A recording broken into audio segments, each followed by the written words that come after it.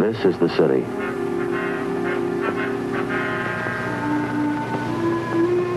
A lot of places to go, a lot of places to see.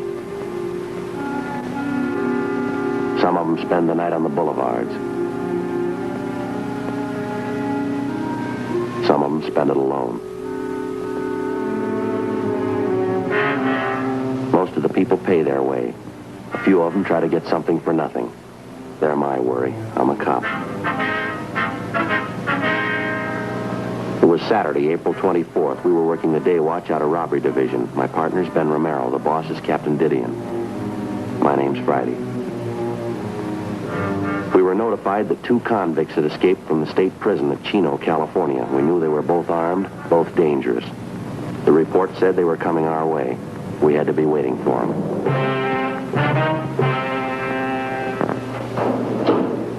Morning, Joe. Oh, hi, Crowley. What's doing? Any word on those escaped prisoners? Nothing this morning, no. Captain would like to see you right away, Joe. Okay. Ben check in yet? No, he hasn't. It's getting a little late. Something must have held him up, huh? Captain wants to see you right away. Some bad news. Well, what's it about, do you know? Maybe it'd be better if he told you. Okay. Check you later. Oh, morning, Joe. Morning, Captain. You want to see me? Yeah, come on in, sit down. Got some bad news, Joe, real bad. Oh, what about? I know how much it means. I wish I didn't have to be the one to tell you. Well, tell me what. I'm sorry, Joe. It's about Ben. Something's happened. Ben, what do you mean? We heard about it early this morning. I thought about calling you. Figured it'd be better if I told you in person. What's the matter? Ben sick? He's dead, Joe. Ben's dead early this morning. What? Yeah, sorry. Heart attack happened a little after 6 o'clock this morning. Oh, no. Got out of bed, started dressing to go to work. Went downstairs, put a pot of coffee on, make some toast. His wife heard him fall. She went downstairs. She found him already dead. It went fast. I don't get it. It couldn't be. I'm sorry, Joe. It means a lot to all of us. Well, I don't get this. Ben didn't have any trouble with his heart. He never mentioned anything about that. Maybe that was the trouble. It was his heart, all right. When his wife found him, she called the doctor and the fire department rescue squad. They worked over him for about an hour. No use. Then his wife called me, enough to tear your heart out. I can't believe it. What did she say? She didn't break up. Too shocked to realize it, I guess. Sounded apologetic. She said, "I'm sorry, Captain. This is Mrs. Romero. Ben died this morning. Thought you ought to know. Ben's dead." This is terrible. It's a lousy shame. She kept saying the same thing over again. "I'm sorry, Ben's dead. I thought you ought to know. Ben's dead." I tried to talk to her. Wasn't much use. Excuse me, I'm sorry. You were with him a long time. 11 years. The day I came on the job, they assigned me as his partner. It's a tough one. It's hard to believe. It's tougher on his wife. Well, look, if it's all right with you, I'd like to go out and see her. All right. I wish I could give you the day off, Joe. I know what it means to you. The escaped convicts thing, I just can't spare you. Oh, it's all right. I just soon work. I figure I ought to talk to Amy, though, his wife. Might help take the edge off it for her, huh? Sure, go ahead. Joe. Yeah. I know what it is. I've been on the job 19 years. I've lost 2 partners, good cops. One of them was killed in the line of duty. The other one worked at his job until he dropped. It's the same, Joe. Yeah? In my book, they both rate medals.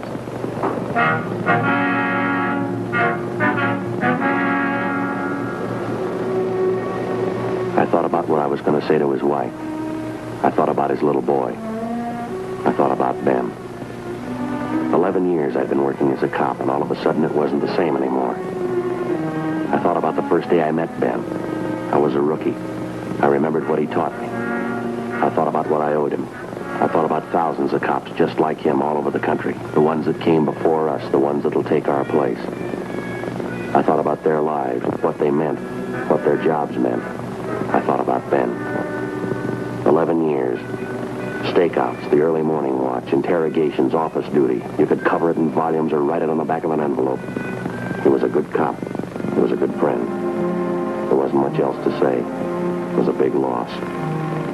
I went over to Ben's house for about an hour and I talked to his wife. I told her to call me if she needed anything. Then I checked back in at the office for work.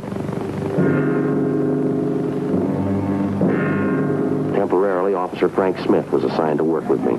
The big problem at the moment was a pair of escaped convicts. Smith and I drove out to run down a possible lead.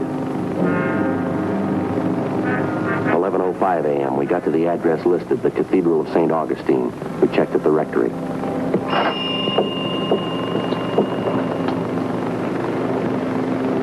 On it to holding services. No, that's the organist, probably just practicing. Easter hymn sure sounds pretty, doesn't it? Yeah, they do. Really takes me back. That's it. Never believe it, Joe. I used to be a boy town. I'm sorry to keep you waiting. Telephone. Are you Father Newman? Yes, come in, please. Thank you.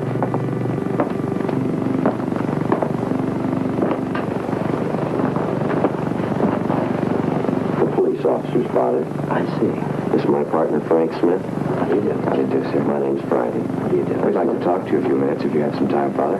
Of course. Sit down, gentlemen. Thank you.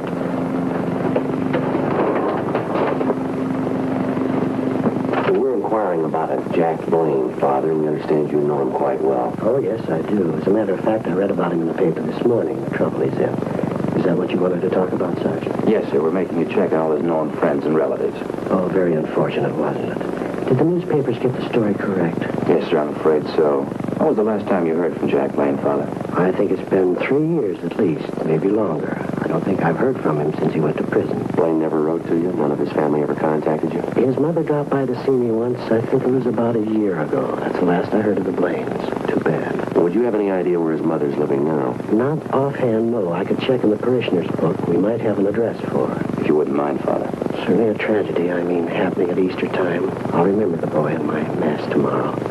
Lord knows he can use some prayers. Yes, sir, I guess he can. How about Blaine's friends and relatives, Father? Besides his mother, do you happen to know any of them? Yes, I believe there's some of them still living in the parish. I'll have to go through the addresses in my visiting book. Right. The newspapers weren't too specific. How did he manage to escape the way he did?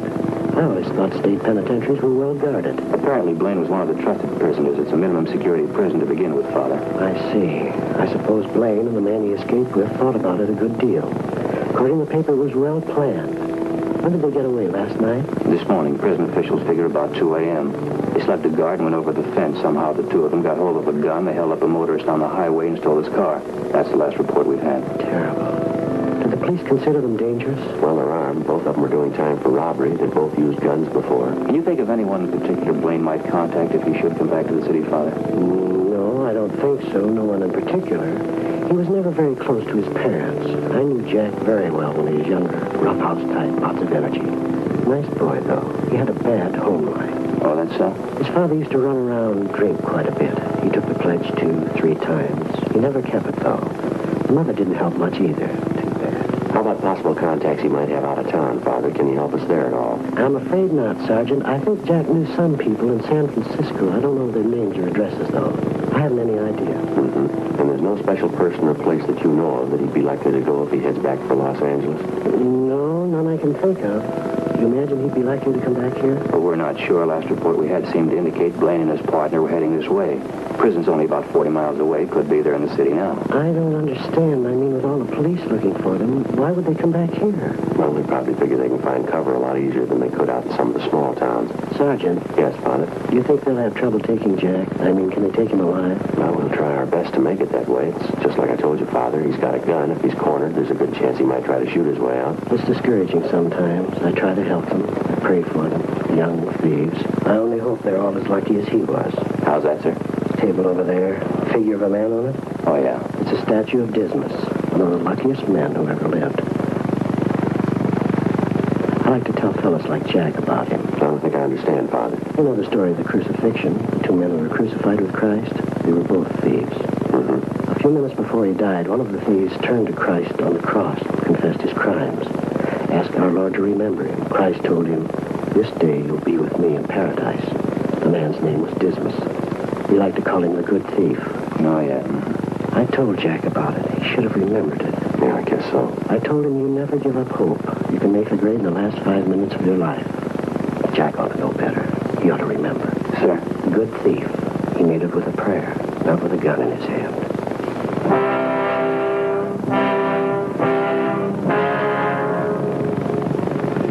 Before we left Father Newman, he gave us a list of 8 names and addresses, people in the neighborhood who'd known the escaped convict, Jack Blaine, before he was sentenced to the state penitentiary to serve time on his robbery conviction. 3:15 p.m. We met with Sergeants Max Herman and J.E. Crowley from robbery. We divided the list of names in half and began checking them out. How about you? No luck on our end either. Last I heard of him was when he was sent out 2.5 years ago. And finishes that. Any late reports at all? Yeah, there's a teletype from the sheriff's office. He was waiting here when Max and I got back. Guess our hunch was right. Looks like they're headed this way. How do you mean? Somebody spot him? Just this side of West Covina. They held up a grocery store, slugged the owner. He got $23.40. It's going to take him far. Descriptions match out? Yeah, perfectly. Suspects believed to be 2 prisoners who escaped the state from California Institution for Men, Chino, Jack Blaine and Wesley A. Russell. Something else. Yeah? The grocery store they knocked over. They picked up another gun, the owner's. Description and serial numbers on it here. They got 20 rounds of ammunition, too. Supplementary APB's already out on it. How about a car? They switch over? If they have, we don't know about it. Apparently, they're still using the Buick coupe they took from that motorist this morning. No reports on it, though. That's a queer one. You'd think somebody would spot it. They got the highway patrol working this. Highway patrol, sheriff's office, our department, everybody you can name. By the way, you had R&I pull their mugshots, didn't you? Yeah, both of them, Blaine and Russell. They're running off the duplicates now. 500 of them. They should be ready pretty soon. Pretty good shots. Mm-hmm. Stand-up mugs, fairly recent. They were made the last time we had the 2 of them through here. How about that other list of their friends and relatives we pulled from their packages? Young and McHale were checking them out, weren't they? Probably still are. No word from them yet. How do you size the two of them, Joe?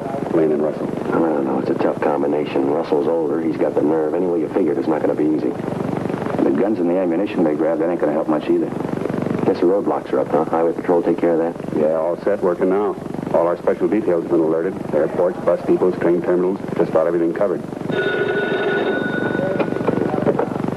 Robbery, Crowley. Yeah, Mac, how is it? You'll stay on it, huh? Right, see you later. And Caleb, he and Young are still checking on friends of Russell and some of the places he hung out. Any luck? Nothing yet. Either one of you see the captain on the way in? No, he said he'd be over at the sheriff's office, didn't he? Okay, I got it.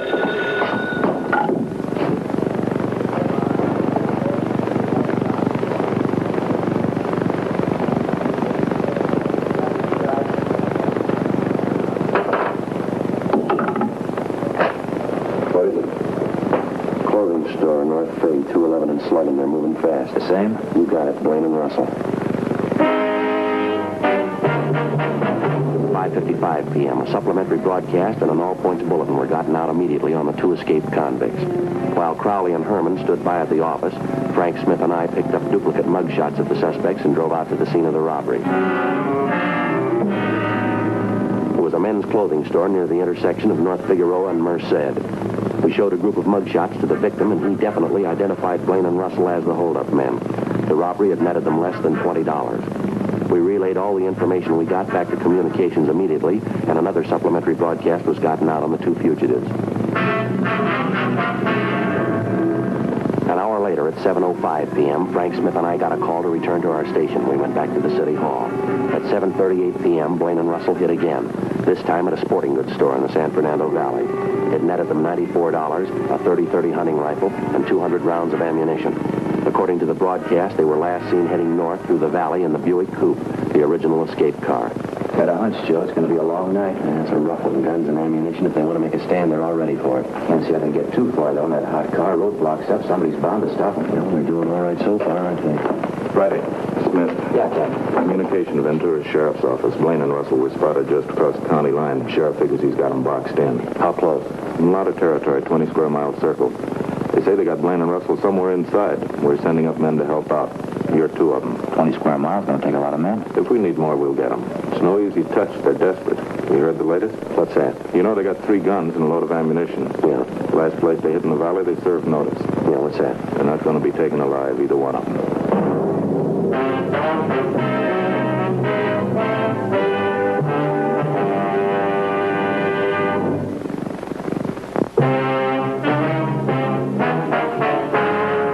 Saturday, April 24th, 9 p.m. Along with Captain Didion and a dozen other men from robbery, Frank Smith and I left the office and headed north over the freeway through the San Fernando Valley. The area where the 2 escaped convicts were reportedly surrounded was just the other side of the Ventura County line. On the way out, we stopped for a minute at a gas station, and I phoned Ben's house. His wife had been given a sedative, and she was resting. Her folks were there to help out with the final arrangements.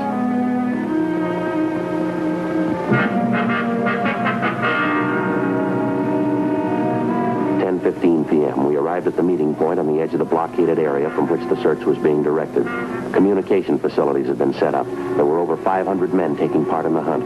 From our office, the L.A. Sheriff's Department, the State Highway Patrol, Ventura Sheriff's Department, and a couple of dozen private citizens who lived in the area. Together with Max Herman and Crowley, Frank Smith and I took up our positions in the line of men that stretched north and east, then north again, circling the entire area, 20 square miles of it. The line drew slowly inward. 12 midnight, 1 a.m., no sign of the suspects. We stayed at it all night. Sunday, April 25th, 9 a.m. A half dozen planes from the Sheriff's Aero Squadron continued patrolling the entire area.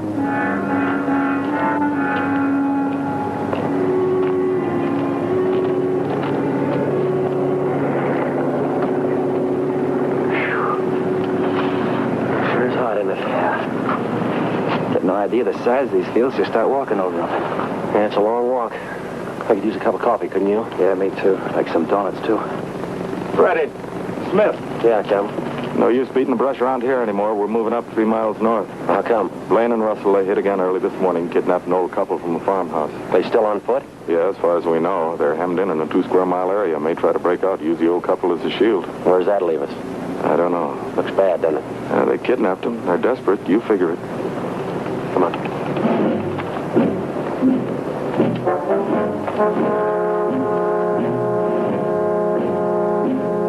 10:15 a.m. All of the men in the search party were shifted north to the area where the 2 escaped convicts and their kidnapped victims were last seen.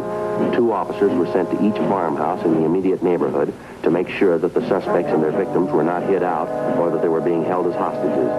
The officers were ordered to remain at the homes in the event that Blaine and Russell might try to find cover. The searching party moved slowly over the affected area. We knew for certain the suspects were still somewhere inside.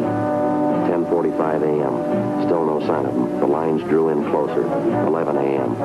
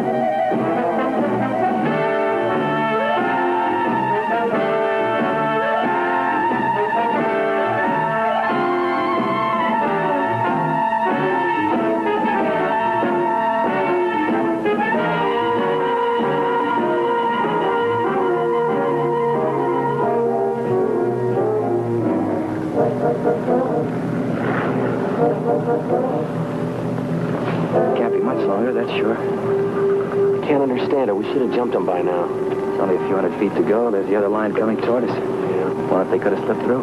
I don't know. It beats me. Joe, Frank, Hi, Crowley. Any word? we found the old couple tied up in an irrigation ditch half mile south of here. They all right? Yeah, they're okay. Old lady's forehead, bad head wound. She was slugged. Her and her husband have been taken to the hospital. How about Blaine and Russell? No word. Just heard the captain ask for the bullhorn. He's over there now with Sheriff Durley. We couldn't have got through the lines. They got to be around someplace. The Sheriff's Aero Squadron's all over the place up there, aren't they? Sure doesn't figure. We've combed every foot of this neighborhood. Attention all officers. Attention all officers. This is Captain Didion. Return to your posts immediately. The search has been canceled. The search has been canceled. How about that? I don't know. Come on, let's find out.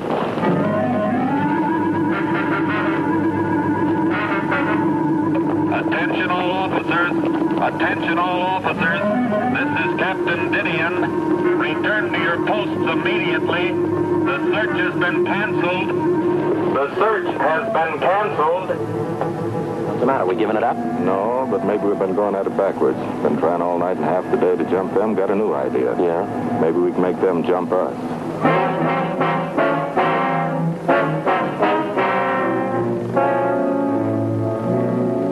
11:30 a.m., Captain Didion and Sheriff Durley ordered the men to return to the sheriff's office. With the exception of 2 deputy sheriffs, Captain Didion, Sheriff Durley, Frank Smith, and myself, the rest of the searching party vacated the area.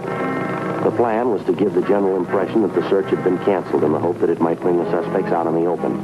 Captain Didion and Sheriff Durley decided instead to try and lure Blaine and Russell from wherever they were hiding out. Each of the small farmhouses in the immediate neighborhood, 8 of them in all, were already under surveillance.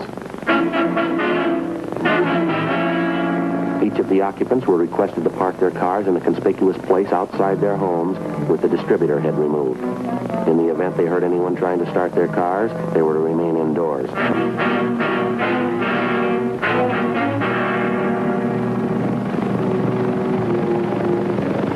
Frank Smith and I were assigned to cover one of the houses. The other men covered the rest of them. We staked out about 300 yards from the house. We waited. 1:05 p.m. Rockstars really get in your clothes, don't they, Joe? Yeah, they do. Sounds kind of hot, huh? Yeah. Just remember, What's that? Easter Sunday. Wonder how long this thing's gonna go on. I promised my kids to hide Easter eggs today.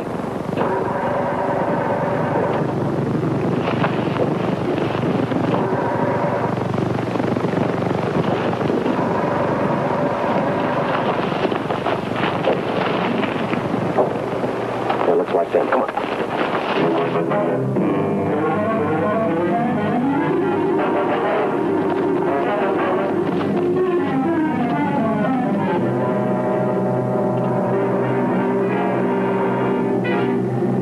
Police officers, hold it up!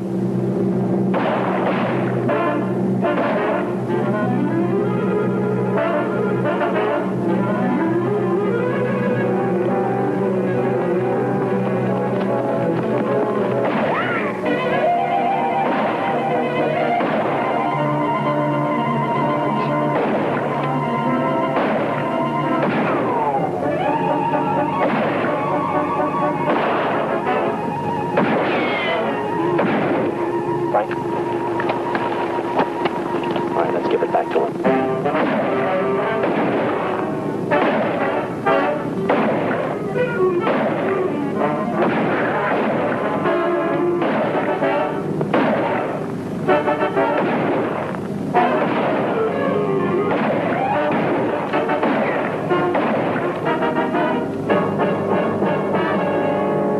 Don't shoot, don't shoot. We give up. All right, come out with your hands behind your head. Throw those guns out. Okay, don't shoot. Don't shoot. We give up. Don't shoot, Wes. Don't shoot. Hands behind your head. Come on. We give up. Don't shoot.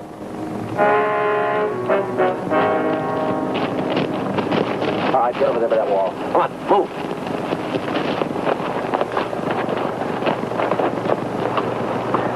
Now get your hands up on that wall. You cover them, I'll shake them down.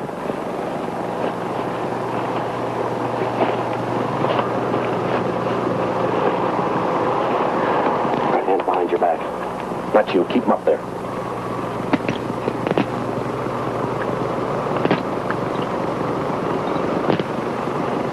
All right, behind your back.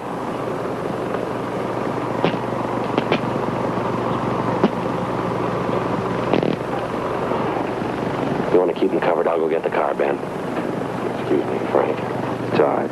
Too bad he wasn't here today. How can you tell for sure? 15th trial was held in Superior Court, Department 88, City and County of Los Angeles, State of California. In a moment, the results of that trial.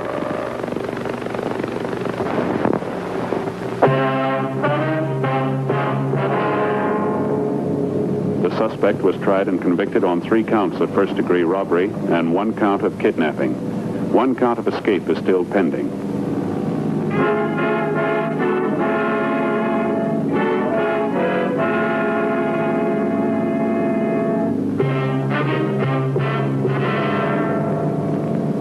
His accomplice was tried and convicted on the same charges and received a like sentence.